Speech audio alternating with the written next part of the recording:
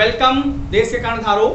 Today we are going to study Newton's second law of motion.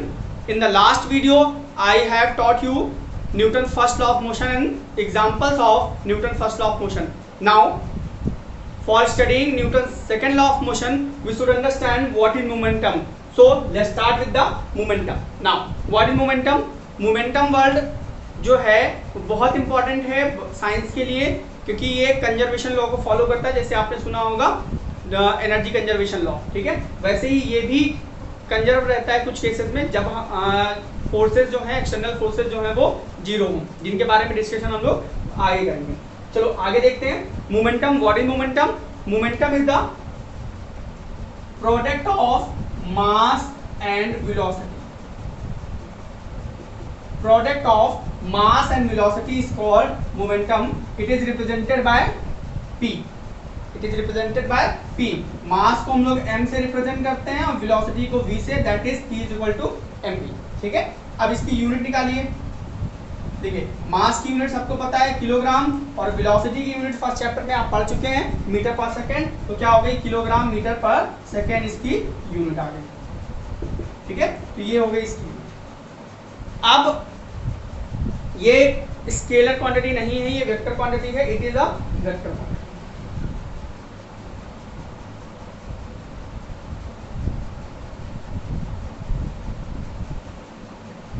Now अब हम लोग अपने जो रियल टॉपिक है आज का, वहां पे पहुंचते हैं. Newton's second law of motion.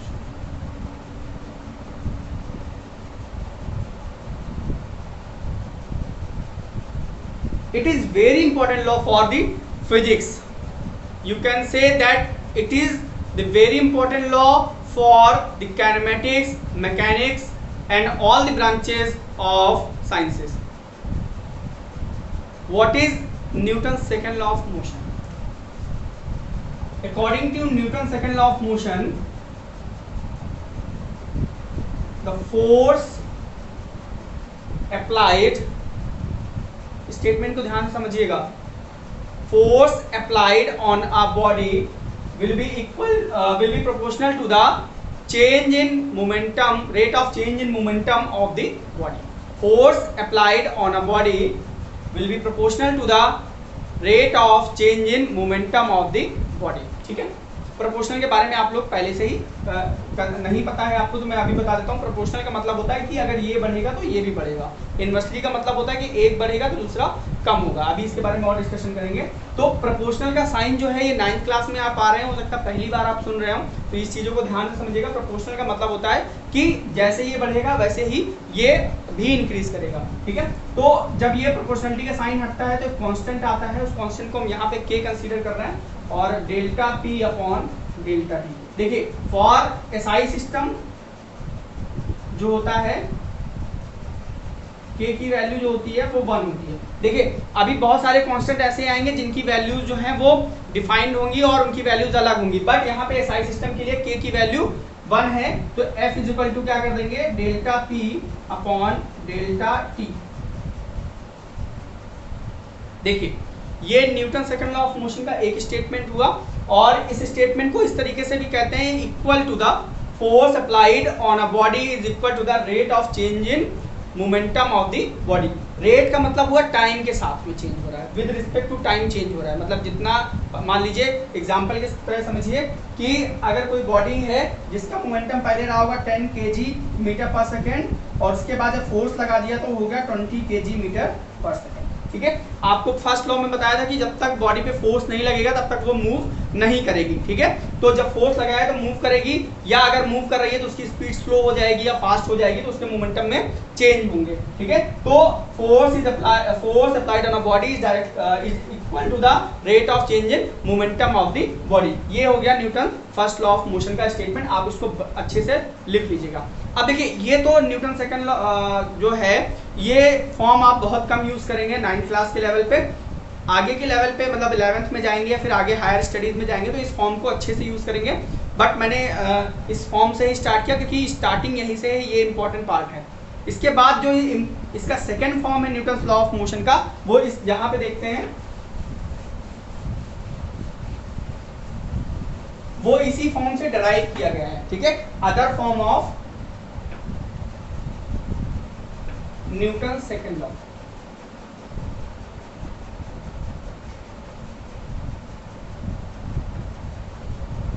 देखिए इसको अगर हम इस तरीके से लिखे, चेंज का मतलब क्या होता है, P final minus P initial. Change का मतलब बाद में से, जो बाद में है उसके पहले जो था उससे माइनस कर दें अपॉन में, ठीक है। तो देखिए यहाँ पे F इक्वल टू क्या है, according to Newton first law of motion, delta P upon delta T, और F equal to delta P. देखिए डेल्टा पी का मतलब क्या हुआ, P final minus P initial upon T को हम लोग T, ठीक है। P फाइनल मतलब बाद का मोमेंटम और P इनिशियल मतलब पहले का मोमेंटम। इसको इक्वेशन 1 मान के चलिए। अब P फाइनल क्या होगा, mass into final velocity. Final velocity को v से रिप्रेजेंट करते हैं, इसके बारे में आपको पता है। और इनिशियल क्या होगा, मास इनटू इनिशियल वेलोसिटी, इसके बारे में भी पता है आपको। u इनिशियल वेलोसिटी है, v फाइनल है। वैल्यू पुट कर दीजिए, आपको पता चलेगा क्या मिल रहा है, m v minus m u upon t। F is equal to m common हो गया, v minus u upon t। तो स्टूडेंट्स दिख गया होगा आपको क्या है ये, क्या है बताइए। It is acceleration.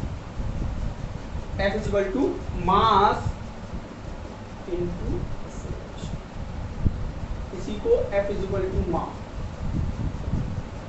ये इंपॉर्टेंट पार्ट है, इसको इसी तरीके से याद रखिएगा। F is equal to mass पूरे काइनेमेटिक्स की माँ है। ये इक्वेशन जो है पूरे काइनेमेटिक्स की माँ है, इसलिए इनको रोज सुबह शाम इनको ध्यान करिएगा और इनको दिमाग में बिठा के रखिएगा, बिल्कुल दिलों और दिमाग दोनों जगह पे इनको बिठा के रखना है, ठीक है। एक चीज और ध्यान से रखिएगा, जो ये इक्वेशन है ये वैलिड है हमेशा। ये इक्वेशन कब वैलिड है, यहाँ पे मैं लिख रहा हूँ, it is valid only if mass is constant.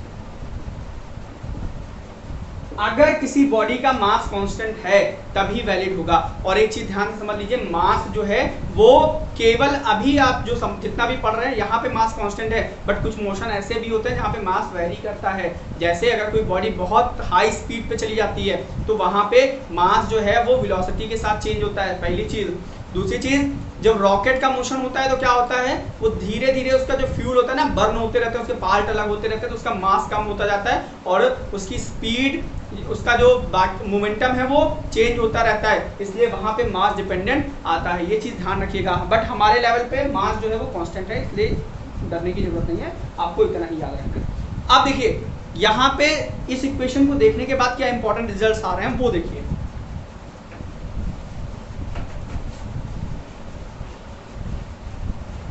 देखिए रिजल्ट ही इंपॉर्टेंट होता है साइंस में। देखिए कोई भी चीज बन जाए, कोई भी डिस्कवरी हो जाए, जब तक उसका प्रैक्टिकल एप्लीकेशन आपको नहीं मिलता है तब तक कोई मतलब नहीं है। मार्कर के लिए इंक केमिकल तैयार था, बट अगर इंक नहीं बना पाए उस केमिकल से कोई, तो उस केमिकल का कोई मतलब नहीं है, ठीक है। तो चलिए रिजल्ट देखते हैं। कुछ इंपॉर्टेंट रिजल्ट मैंने इसमें से डिराइव कर रहे हैं। चलिए देखिए, पहला, इफ मास इज कांस्टेंट, अगर मास को कांस्टेंट करते हैं तो क्या होगा, F is equal F proportional to हो जाएगा, M कांस्टेंट है।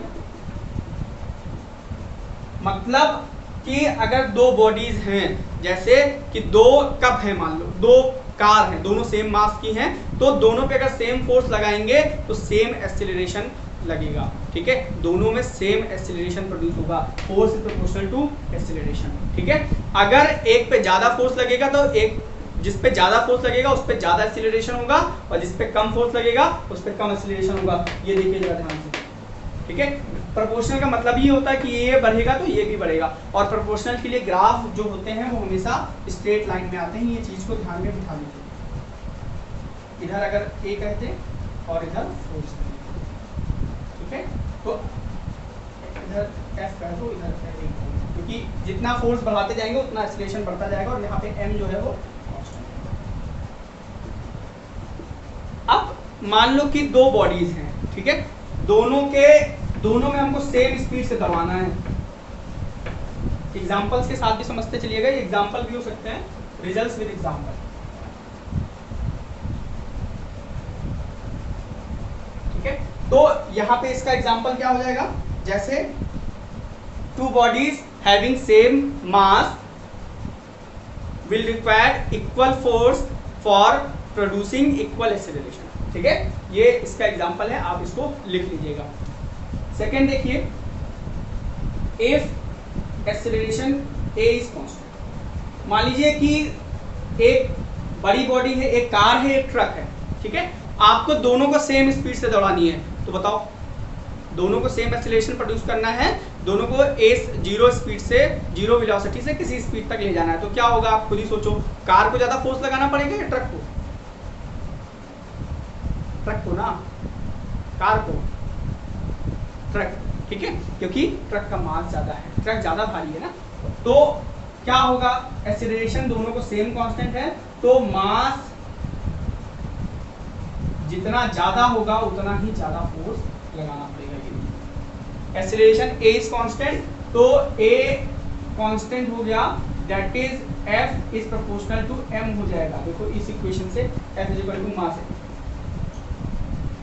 ठीक है, तो क्या हो जाएगा, ये कांस्टेंट, तो एफ प्रोपोर्शनल टू एम हो जाएगा, और एफ प्रोपोर्शनल टू एम का मतलब जितना ज्यादा मास होगा उतना ही ज्यादा फोर्स लगाना पड़ेगा। इसका एग्जांपल क्या होगा, for producing same acceleration in two different masses the heavy bodies will require higher forces या will require large force। ठीक है, higher नहीं लिखेंगे, will require large force। ठीक है, इसका एग्जांपल है, आप इसको भी लिखेंगे। Clear, understood. नाउ थर्ड एक चीज और देखिए, मैंने तीनों चीजों को कांस्टेंट करना है धीरे धीरे। पहले हमने F इज इक्वल टू मा में से एक ए कांस्टेंट, एम कांस्टेंट किया, फिर ए कांस्टेंट किया, अब एफ को भी तो कांस्टेंट कर दें। ठीक है, इफ फोर्स इज कांस्टेंट, तो क्या हो जाएगा, देखिए अब फोर्स को कांस्टेंट करना है, मतलब कि हम ही इंसान हैं। ठीक है, हम एक लौते इंसान हैं, तो हम क्या कर सकते हैं, एक मैक्सिमम फोर्स ही प्रोड्यूस कर सकते हैं ना, उससे ज्यादा तो कर नहीं सकते हम। तो अगर हमको एक साथ ट्रक और एक कोई खाली डिब्बा है, सॉरी बहुत बड़ी कंपेरिजन हो गई, ट्रक और डिब्बा नहीं लेते हैं, एक डस्टर लेते हैं और एक कोई भारी डिब्बा है, तो अब बताइए किसको हम ज्यादा तेजी से दौड़ा सकेंगे, डस्टर को या उस डिब्बे को? डस्टर को, क्योंकि ये हल्का है, इसको बहुत तेजी से, अभी ये भारी डिब्बा होता तो पता चला उठाने में ही हम बैठ जाते, उठा ही ना पाते, उठाते उठाते पता चला हम नीचे। तो ये अब क्या किया, फोर्स को कांस्टेंट कर दिया साहब, तो बड़ी दिक्कत, force is equal to constant, कोई दिक्कत नहीं। आप लोग साइंस के स्टूडेंट हो, और साइंस के स्टूडेंट कभी डरते नहीं है, चीजों को समझते हैं, और चीजों को समझने के लिए कभी भी डर नहीं रखना है दिमाग में। एफ मा इज इक्वल टू कांस्टेंट, अब अगर मा कांस्टेंट है तो इसका मतलब है कि M is equal to, M is proportional to A, मतलब जिसका एक्सेलरेशन ज्यादा प्रोड्यूस करेंगे तो मास कम होना चाहिए, और अगर ए लिख लेते हैं, जिसका मास कम होगा उसमें एक्सेलरेशन ज्यादा होगा, जिसका मास ज्यादा होगा उसमें एक्सेलरेशन कम होगा, सेम फोर्सेस के लिए। ठीक है, इसीलिए बड़ी बॉडी को उठाने के लिए ज्यादा फोर्स चाहिए होता है। बड़ा सा बक्सा होता है, उठाने के लिए अकेले उठा ले जाते हो बाहुबली की तरह, या हनुमान जी बन के बिल्कुल द्रोणागिरी पर्वत उठा ले जाते हो, नहीं होता ना ऐसा, आपके साथ ऐसा पॉसिबल नहीं है। तो क्या करते हैं, दो चार लोगों को बुलाते हैं, भैया हेल्प कर दो, ये भारी चीज है, उसको उठवा के ले जाना है। ठीक है, तो अब इसके लिए ग्राफ कैसे बनेगा, देखिए ग्राफ का बहुत इंपॉर्टेंट रोल है साइंस में। यहाँ पे जो स्ट्रेट लाइन बनाया मतलब एक बढ़ेगा तो दूसरा भी बढ़ेगा। ठीक है, यहाँ पे इसके बारे में थोड़ा सा डिस्कशन हमने पहले भी किया था, हम बार बार ग्राफ पे फोकस क्यों कर रहे हैं, क्योंकि बहुत इंपॉर्टेंट पार्ट है हमारे साइंस का। अब देखिए ये यहाँ पे हमने दिया, इधर मास लेते हैं और इधर, देखिए जैसे जैसे मास बढ़ेगा वैसे वैसे एक्सेलरेशन डिक्रीज करेगा। अगर मास 0 हो जाए तो एक्सेलरेशन इन्फिनिटी हो जाएगा, इन्फिनिटी कुछ पता ही नहीं चलता। ठीक है, और अगर मास जो है वो क्या कहते हैं, मास बहुत इन्फिनिटी हो जाए तो एक्सेलरेशन 0 हो जाएगा, नियर अबाउट 0 पहुंचेगा। तो इसका ग्राफ जो है कुछ इस तरीके से, ठीक है, ये कर्व बनता है, एक बढ़ता है तो दूसरा डिक्रीज करता है। देखिए यहाँ पे मास लगभग बहुत कम है, इसलिए एक्सेलरेशन बहुत ज्यादा है। ठीक है, और यहाँ पे मास बिल्कुल ज्यादा है तो एक्सेलरेशन बिल्कुल कम है। तो ये ग्राफ है F is proportional, A is proportional to 1/m। ठीक है, तो इसके एग्जांपल भी मैंने बता ही दिए।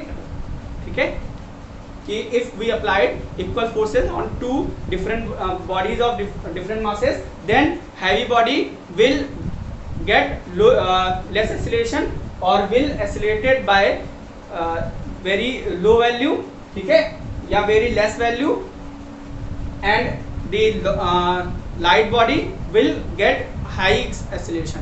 क्लियर? नाउ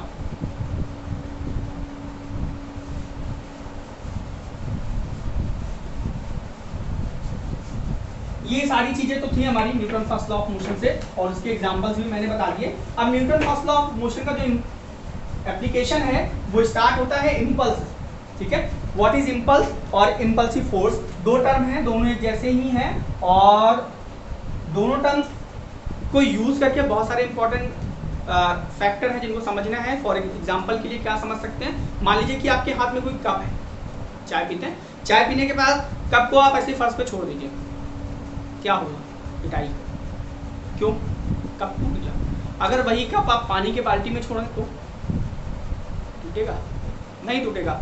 वही कप अगर मडी प्लेस पे छोड़ दें तो नहीं टूटेगा. आप देखते होंगे जो हाई जंप या लॉन्ग जंप करते होंगे, बड़े बड़े गद्दे लगाए जाते हैं, या जो गाँव में अखाड़ा वगैरह का चलता था तो उसमें दलदल बनाते हैं और दूर से आके फिर उसमें दलदल में कूदते हैं, तो क्या होता है? चोट नहीं लगती है, ठीक है. तो क्यों, क्या रीजन है, वो सारी चीजें हम लोग डिस्कस करेंगे इसी इंपल्स की वजह से. तो बेसिकली हमारा जो है वो है इंपल्स. तो इंपल्स की बात कर रहा था.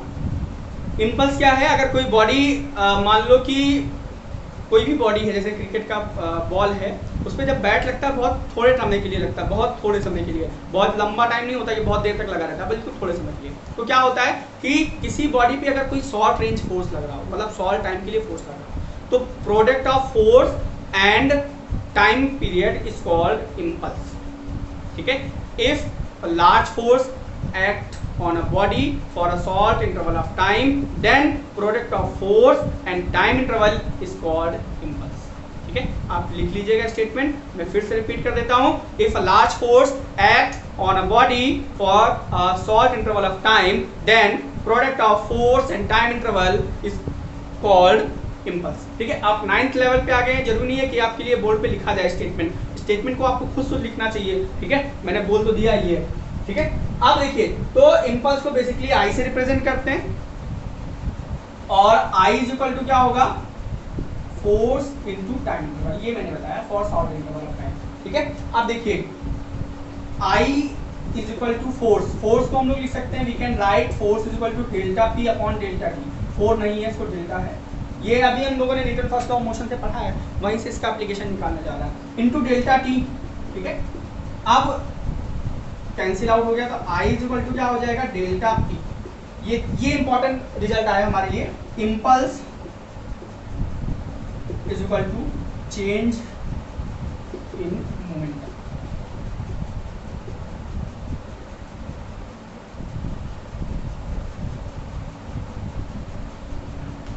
Impulse is equal to the change in, ठीक है. तो ये इंपॉर्टेंट रिजल्ट आया, ये भी ध्यान रखना है और ये भी ध्यान रखना है. अब यूनिट पहले देख लेते हैं, फिर इंपल्सिव फोर्स की बात करते हैं, फिर इसके एग्जांपल की बात करते हैं. यूनिट, ठीक है. फोर्स की यूनिट क्या होती है सर? न्यूटन. टाइम की यूनिट क्या होती है? सेकेंड.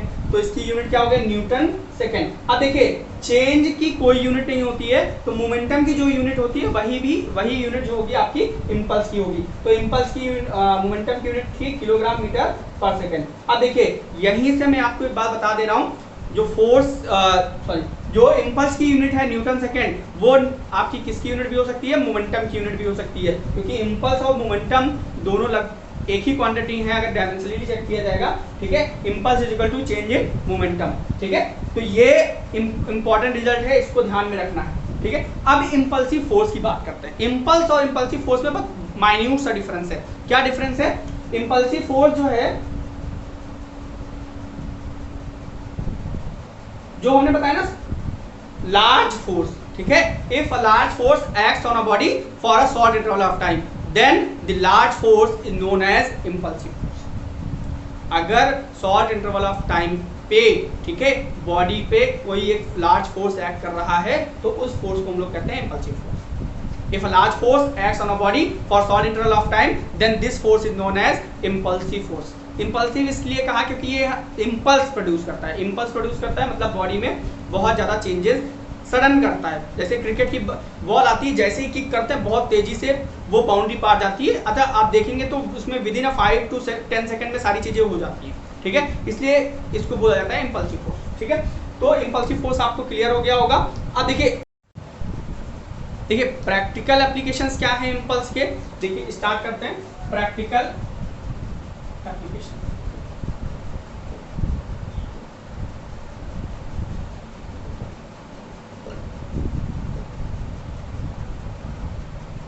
इम्पल्स या सेकंड लॉ ऑफ मोशन भी कह सकते हो. ठीक है, एग्जांपल में कभी कभी सेकंड लॉ ऑफ मोशन के नाम से भी आ जाता है क्योंकि वो उसी के बेस्ड पे है. इम्पल्स जो है वो सेकंड लॉ ऑफ मोशन से ही डिराइव किया गया है. तो फिलहाल पहला है क्रिकेट. सबने खेला होगा, याद है जब क्रिकेटर या देखा होगा तो क्रिकेट बॉल जब कैच करता है तो हाथ को थोड़ा सा पीछे खींचता है. ठीक है, cricketer pull back his hand, cricketer pull back his hand while catching a ball.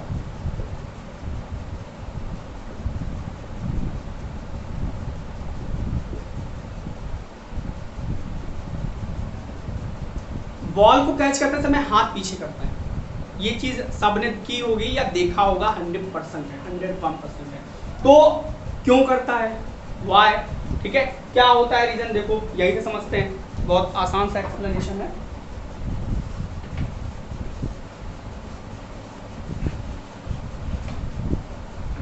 मैं इधर एग्जांपल लिखूंगा, यहाँ एक्सप्लेन करूंगा. फोर्स इज इक्वल टू क्या है, delta P upon delta T.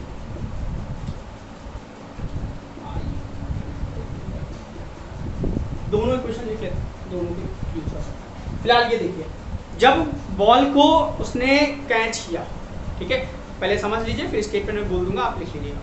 जब बॉल को कैच करेगा तो क्या होगा कि बॉल अगर हाथ को पीछे कर रहा है तो उसकी वेलोसिटी धीरे धीरे जीरो होगी, एक साथ जीरो नहीं हो जाएगी. मतलब चेंज इन मोमेंटम जो होगा उसके लिए टाइम इंटरवल जो है वो बढ़ जाएगा. तो अगर टाइम इंटरवल बढ़ गया तो देखिए इनवर्सली प्रोपोर्शनल है. अगर मोमेंटम तो चेंज होना ही है, जीरो तो होना ही है, उसको रुकना ही है.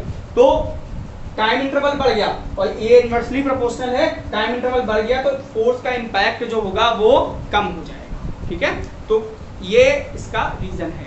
इसलिए पीछे करते हैं तो टाइम इंटरवल बढ़ जाता है मोमेंटम चेंज होने में, जिसकी वजह से उसका इम्पैक्ट इतना नहीं पड़ता है. ठीक है, तो रीजन क्या लिखेंगे आप लोग, तो रीजन क्या लिखेंगे, while catching a ball cricketer pull back his hand because when he pull back his hand the time in change in momentum will increase will decrease the impact of the force according to second law of motion.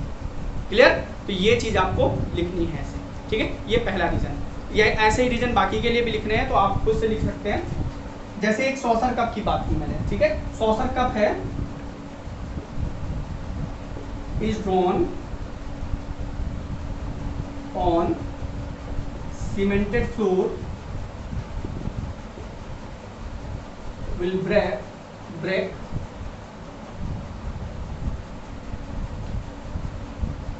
while on muddy place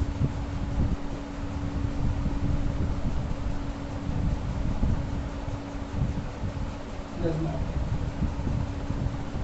muddy place पे नहीं टूटता है, cemented floor पे क्यों टूटता है, क्यों होता है, क्योंकि जैसे ही आप रखेंगे गिराएंगे सीमेंटेड फ्लोर और उसके कांटेक्ट पे आते ही उसका मोमेंटम जीरो हो जाएगा. ठीक है, मोमेंटम जीरो करने की कोशिश करेगा, उसको टाइम नहीं मिलेगा ना उसके वेलोसिटी को धीरे धीरे चेंज करने में. ठीक है, तो इसलिए वो जल्दी टूट जाएगा. ठीक है, बट मडी प्लेस में क्या होगा कि वो जब उसके अंदर आप कूदेंगे या सॉसर प्लेस को गिराएंगे कूदाएंगे तो वो जब नीचे जाएगा तो उसके मोमेंटम में चेंज होने के लिए टाइम उसको ज़्यादा मिल जाएगा, और जब टाइम ज़्यादा मिल जाएगा तो उसके ऊपर फोर्स कम लगेगा, और फोर्स कम लगेगा तो वो टूटेगा नहीं. ठीक है, एक और एग्जांपल है, वो है एयर बैग बहुत इंपॉर्टेंट है।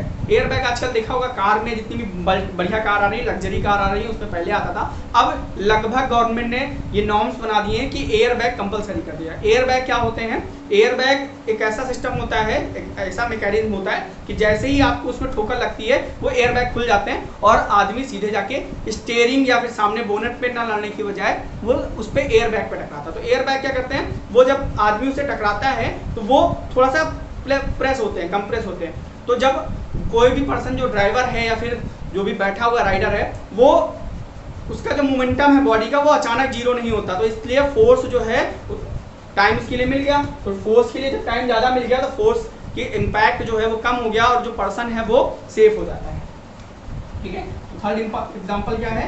एयर बैग्स आर यूज्ड इन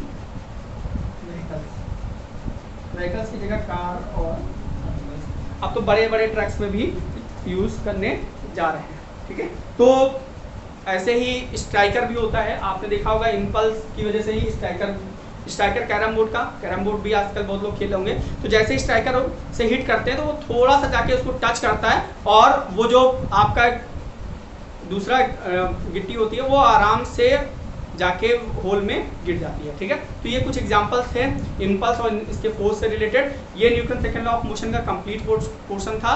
ठीक है, अगर आपको कोई डाउट है तो आप कमेंट में लिख के पूछ सकते हैं। ठीक है, और भी अगर कोई प्रॉब्लम्स आती हैं तो आप विद ईमेल आईडी जरूर लिख दीजिए, आपको सारे आंसर्स दिए जाएंगे। ठीक है, थैंक यू।